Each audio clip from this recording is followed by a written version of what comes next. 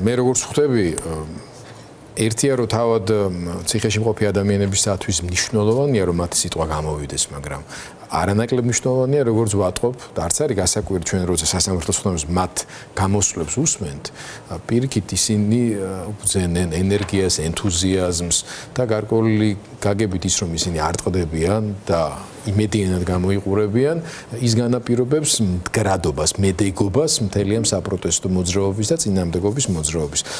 როგორი იყო რეაქციები, როდესაც უკვე ეს ნაბეჭდი გაზეთები ხელმისაწვდომი გახდა უბრალო ადამიანებისათვის და მათ შორის აქციის აქტიური მონაწილეებისათვის. მოგესალმებით საღამომშვიდობის მევესალმები მაყურებელს. მართალია, ამ გაზეთის ამოცანა და მიზანიც ეგ არის, ჩვენ როდესაც მათ წერილები გაუგზავნით, არ ვიცოდით რა შინაარსის წერილები დაგვიბრუნდებოდა უკან, რა იქნებოდა ამ წერილების განწყობა, პათოსი და ასე შემდეგ. მაგრამ დღეს თამამად შეგვიძლია ვთქვათ, რომ ამ გაზეთებმა რეგიონებში განსაკუთრებით, იმიტომ ლოკალიზება მოხდა მეტნაკლებად საპროტესტო აქციის, ხო, დედაქალაქში ამ შემთხვევაში, ბრძოლის ხმა, ბრძოლის სიმართლე და გამარჯვების იმედი. ეს არის ძალიან მნიშვნელოვანი, უნდა ჩაიტანოს რეგიონებში, იმიტომ რომ თითოეული წერილი, რომელსაც ვეცნობი და ვკითხულობთ, გარდა იმისა, რომ გვიყვება ამ ადამიანების პატრიოტიზმის, თავიანთი წილის სიკეთის, გააზრებული ბრძოლის, ეს არ ყოფილა მათი იმპულსური პოზიციონირება იმ დღეებში რუსთაველზე, ხო, ეს არის მათი გააზრებული ბრძოლა და თითოეული წერილი ისეთი ნაფიქრი, ღრმა და შინაარსიანია და დიაც საუბრობდა, ხა ამოიკითხა რაღაცა ამონარიდები და რაც მთავარია იმედიანი არის. გამარჯვების იმედს ასხივებს თითოეული წერილი და სწორედ აღნიშნეთ ეს იგრძნობა მათ შორის სასამართლოს ხდომებზეც და რეჟიმი რასაც ცდილობს ამ პერიოდის განმავლობაში ეს არის იმედის ჩაკულა, ხო? თითოეულ საპროტესტოდ განწყობილ ადამიანში ნიჰილიზმის გაღვივება და შიშის დათესვა.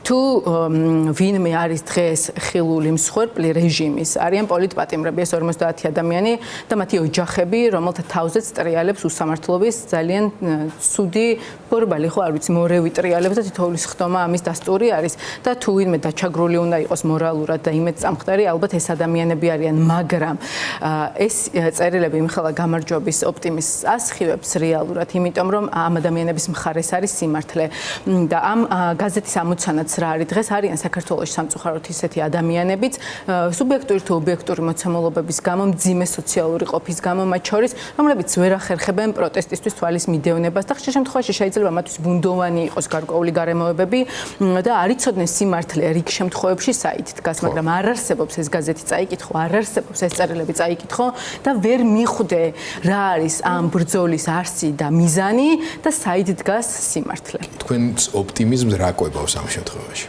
რეჟიმმა იცის რა ინსტრუმენტებით უნდა გვებრძოლოს და რაზე უნდა დააფუძნოს თავისი ბრძოლა რეალურად საკუთარი მოსახლეობის წინააღმდეგ და ერთი ეს არის ემოციურ ნაწილში უიმედობის და ნიჰილიზმის გაღვივება, ხო?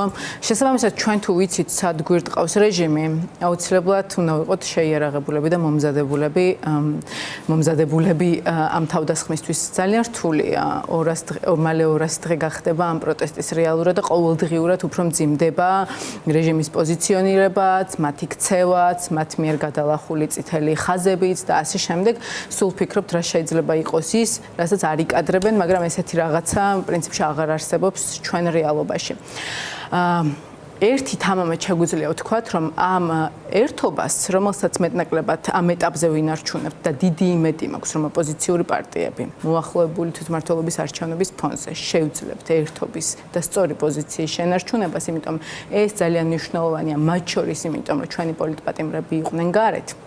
და არა მხოლოდ პოლიტპატიმრები, იყოს ახალი საპარლამენტო არჩევნები და გადატვირთვა მოხდეს ამ ქვეყანაში პოლიტიკური მდგომარეობის და პოლიტიკური კრიზისიდან გამოსვლის, მაგრამ ამას აქამდე ვახერხებთ, ეს არის ძალიან მნიშვნელოვანი. საგარეო ასპარეზიდან გარკვეულ სიგნალებს გვაძლევს. აი მეგობარი აქტიც, რომელიც 80%-იანი მხარდაჭერით მიიღეს ხომ რეალურად და სადაც ასევე ჩაამატეს აუცილებლად უნდა ვთქვათ პოლიტპატიმრების გათავისუფლების ნაწილი, აუცილებლად ეს დამატება გააკეთეს ამ მოსმენაზე აღნიშნულზე. ეს უკვე გვაძლევს სიგნალებს, რომ სწორ გზაზე ვდგავართ უბრალოდ.